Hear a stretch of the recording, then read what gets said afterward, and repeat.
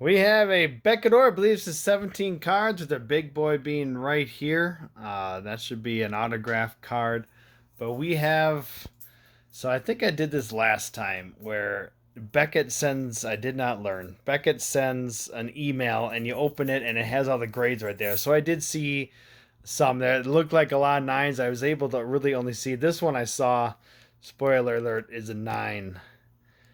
But these are all thick cards, every single one of them. And then this is the one I bought, the full set. And they got some big names in here. But I am expecting eights, 8.5s, nines. 9.5 would be great. I'm really not expecting them. These cards, especially with they're not super thick at all, but they have a lot of white on the borders, and I don't know how they're going to grade those, but they do have some rare cards down here. But I'm about $611 in on all this. Almost half of it is that big card right there. And I don't know what that's all going to be worth. So I don't know the prices on a lot of these, but I have the backs covered because if it's a silver plate, you know it's not a gem mint, which is 9.5. And so Stephanie's got to flip it over quickly and no, not nicely done. And so I think again this is a 9. I'm curious of the subgrade. Again, a silver means it's not a 9.5. A gold one does. Man, that's what, 0.5 away from. Okay, I don't really know what that's worth. I thought that one of all of them was a potential for a 9.5. That's the reason I sent that in. And then I bought a complete set of these two. This is of course Mahomes, and a lot of these are off center and had some issues, and so I didn't know exactly what these are worth, but it's definitely not a 9.5, even though it's got a couple 9.5s. Fiddlesticks, that averages a 9, huh? So I don't know what those are worth, but I thought they'd be at least worth sending in rather than selling raw. I don't know. Maybe it's a mistake. Let's get a gold play. Is that gold? All right. All right. Not a true gem, meaning not all 9.5s, but we'll take that. I don't know what he's worth. Cooper Cup, I don't even think he's played yet this year. Still injured. But I would take a gem mint here. Nope. A 9. All right. Christian McCaffrey would be a good one. He would, man, I just read a stat. He's got more rush yards himself than like half the teams in the league. I would take a gold plate. Not going to do it, is it? It's hard to tell with this. Oh, service is an 8? Yuck. This is, of course, the big boy here. If I remember looking, I didn't really do these. I just thought these were just, regardless, had to get graded. I looked to see that they were bad. I don't remember a service being an 8 on that, but that is a gold one, isn't it? That's a gold one. That's not a true gem, Fiddlesticks, but that's not. Oh, we got a.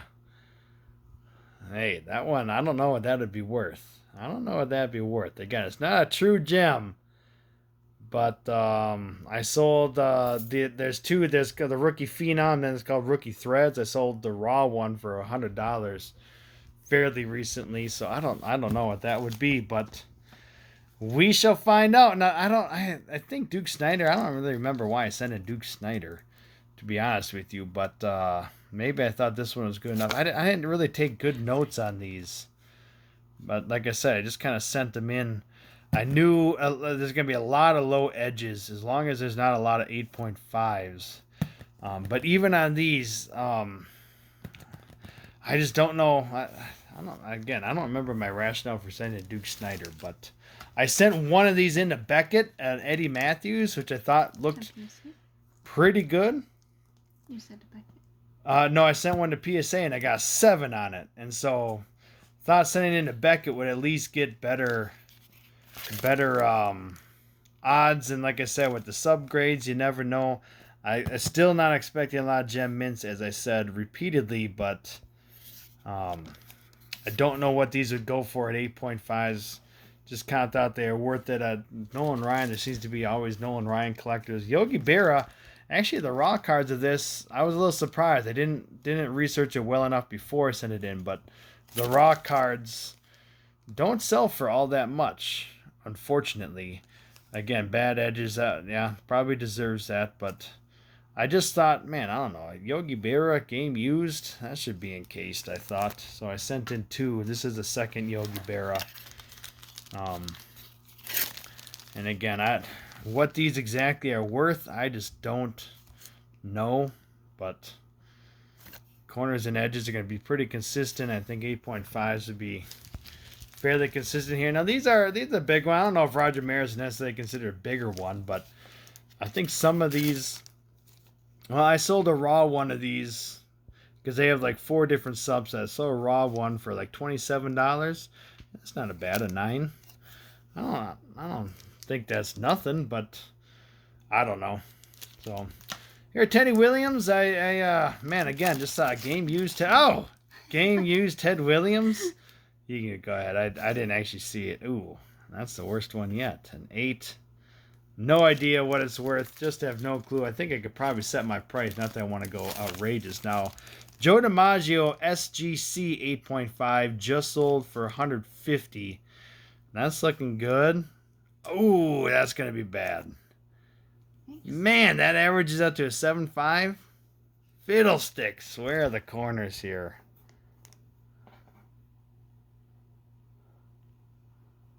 I guess that corner's got a lot of white showing. That one hurt.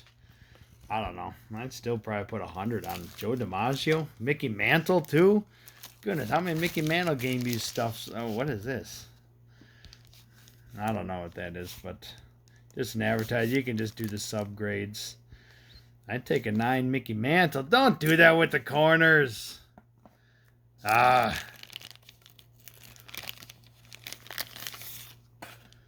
Now, again, I kind of regardless, I'd almost send in a Mickey Mantle and Jackie Robinson regardless, no matter what the grades are. I knew they weren't great, but man, those corners are just killing it. Those corners. Like, come on, a Jackie Robinson game used. And now Honus Wagner. This is a short print, I know, and if I remember, I think it's his pants. Probably kill it out in the corners there. Man. But that I know is a short print, and they even put that there. I don't know how short printed, but there's not many of those around. So, little disappointing in those, but again, they probably what they deserved. I just felt that they had to be encased. Now, this one here, this is it's like a Topps Mini, the Topps Now thing. And I'm trying not to show the slab up top, but probably just scratch the case nicely. But this is, Topps On Demand. So you had to do it online. This is 2020. And so this should be an autographed card here of both Aaron Judge and Gleyber Torres. And cool card. I'm glad they got it encased. I'm a little frustrated because Beckett, it's nice, but, like that, I would say it would be a 10 autograph. But the Gleyber, he signed it so poorly, and it's like almost like light or faded or something like that. And so that's probably going to kill it. But obviously, it's all for the Aaron Judge. But I don't know if, Stephanie, if you just want to pull it out to your left there a little bit. And we'll see. I so thick. Boy, where is it? There we go. 9.5 and 8 there with that. The corners. So again, I don't know what this is worth. Ouch! That could hurt. That could hurt. It's all for the corners, but again, there's not many of these. Oh, they did not. Well, I paid for an autograph grade, I thought. But what is nice about Beckett is you pay the same price to get it graded. Then those cards and this card are the same price. I take that back. I think it was like a $10 charge for a thicker one or something like that, but nothing outrageous. PSA charges like 50, 70 extra bucks for it. So that is disappointing. I didn't think the corners were that bad, but still rather have it encased rather than not. But that was a little frustrating. But again, $600 all into that. This was like $300, so I don't know if I'm gonna get that back out of this. But not many of those around at least. And then some of these like Honus Wagner, Jackie Robinson. I mean, I don't know. Uh, we'll see what we get for the prices. I have no idea what to put, but we shall see. Thank you.